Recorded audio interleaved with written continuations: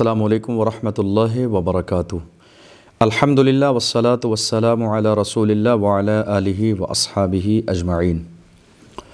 अल्हम्दुलिल्लाह, रमज़ानुल मुबारक की आमद है, वो बरकतों और रहमतों वाला मुबारक महीना कि जिसका हमें और आप सबको पूरी साल शिद्दत के साथ इंतज़ार रहता है। अल्हम्दुलिल्लाह हम और आप शिद्दत के साथ इंतज़ार कर रहे हैं कि रमज़ानुल मुबारक का चाँद नज़र आ जाए। मैं दुआ करूँगा अल्लाह ये रमज़ान हमारे और आप सब के लिए मुबारक फ़रमाए।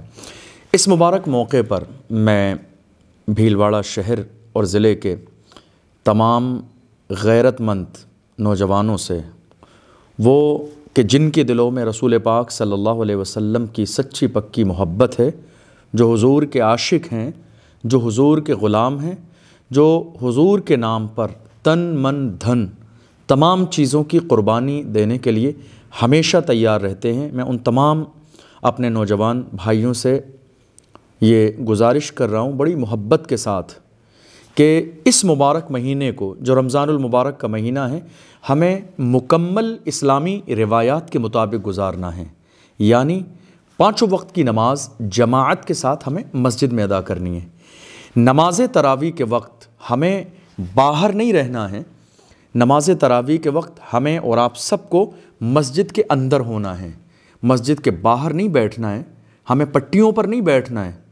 हमें इस पूरे माह मुबारक को इस्लामी तर्ज़, इस्लामी फ़िक्र और इस्लामी रिवायात के मुताबिक गुजारना है। ये मेरी गुजारिश है हमारे तमाम गैरतमंद भीलवाड़ा शहर और ज़िले के नौजवान साथियों से कि ये मुबारक महीना बड़ी मोहब्बतों के साथ अल्लाह ने हमें और आपको अता फ़रमाया है, तो हमें इसका एहतराम करना है।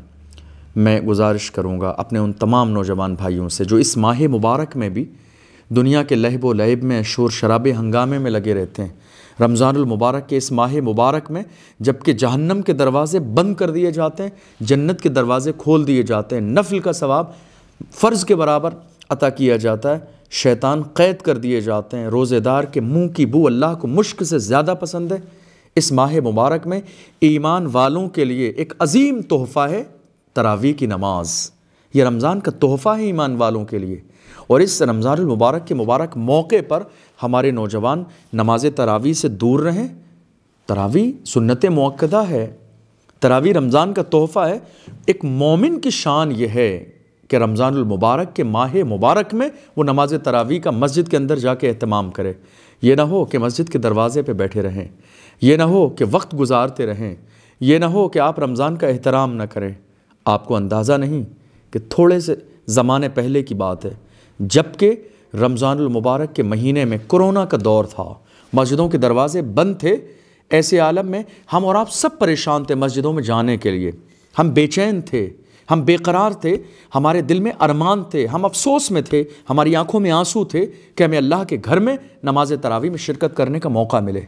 लेकिन अल्लाह ने अपने महबूब के सदक़े में रमज़ानुल मुबारक के इस माह मुबारक में हमारे लिए अपने घर के मस्जिदों के दरवाज़े खोल दिए। मस्जिदों के दरवाज़े खुले हुए हैं, अल्लाह अकबर की सदाएँ बुलंद हो रही हैं। हमें 5 वक्त जो है अल्लाह के घर में बुलाया जा रहा है। माह मुबारक के इस जो है मुबारक अय्याम के अंदर मैं आपसे गुजारिश करूँगा बिलखुसूस दिल की गहराइयों के साथ, आप हुज़ूर के आशिक हैं, हुज़ूर के ग़ुलाम हैं, हुज़ूर की ग़ुलामी का पट्टा आपके गले में पड़ा हुआ है, हुज़ूर के नाम पर जान देने की आप बात करते हैं, रसूलुल्लाह की ग़ुलामी के आप दावेदार हैं, तो इस ग़ुलामी का आप सबूत दीजिए। ग़ुलामी का सबूत मस्जिदों के दरवाज़ों पर बैठ कर नहीं दिया जाएगा, बाहर पट्टियों पर बैठ कर नहीं दिया जाएगा। मैं किसी एक शख्स से नहीं, अपने भीलवाड़ा शहर और ज़िले के, और जहाँ तक ये मेरा मैसेज पहुँचे तमाम अपने नौजवान साथियों से, हुज़ूर के आशिकों से गुजारिश करूँगा इस माह मुबारक का एहतराम करें और नमाज तरावी को अपने ऊपर बोझ न जानें, बल्कि अल्लाह का इनाम समझें, अल्लाह की अता समझें, अल्लाह का करम समझें। नमाज तरावी सुन्नत मुअक्कदा है और नमाज तरावी के अंदर एक बार कुरान मुक़द्दस अज़ अव्वल ता आखिर यानी शुरू से आखिर तक पढ़ना और सुनना जो है सुन्नत मुअक्कदा है। इसलिए आपको आना है नमाज तरावी में, बाहर नहीं बैठना है, वक्त ज़ाया नहीं करना है। कहीं ऐसा ना हो कि आप नमाज तरावी के वक्त में मस्जिद के दरवाज़े पर बैठे रहें।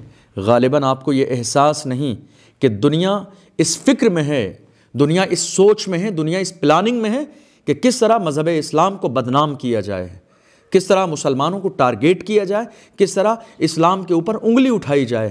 آپ مسجدوں کے دروازوں پر بیٹھ کر، نماز تراویح کے وقت میں گلیوں پر بیٹھ کر آخر ثابت کیا کرنا چاہتے ہیں؟ آپ کیا ثابت کرنا چاہتے ہیں؟ کیا حضور کی غلامی کا یہی انداز ہے؟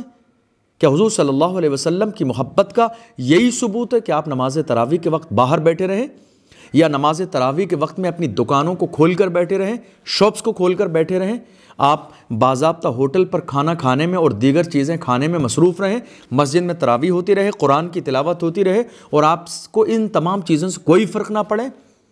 یہ افسوس کی بات ہے، یہ بہت شرمندگی کی بات ہے۔ ایک مسلمان، ایک ایمان والا، ایک اپنے گھر میں قرآن جیسی عظیم کتاب رکھنے والا، جس کے ہاتھوں میں رسول پاک کی غلامی کا جو ہے اس کے گلے میں پٹا پڑا ہوا ہے، غوث اعظم کا جس کے ہاتھوں میں دامن ہو، جس کے ہاتھوں میں غریب نواز کا دامن ہو، جو اولیاء کرام سے محبت کرنے والا ہو، یہ کیسے ممکن ہے کہ وہ نماز تراویح کے وقت میں ادھر ادھر گھومتا رہے، شور شرابہ کرتا رہے، وقت گزاری کرتا رہے، اور کسی بھی قیمت پر مسجد میں جا کے نماز تراویح میں شرکت نہ کرے؟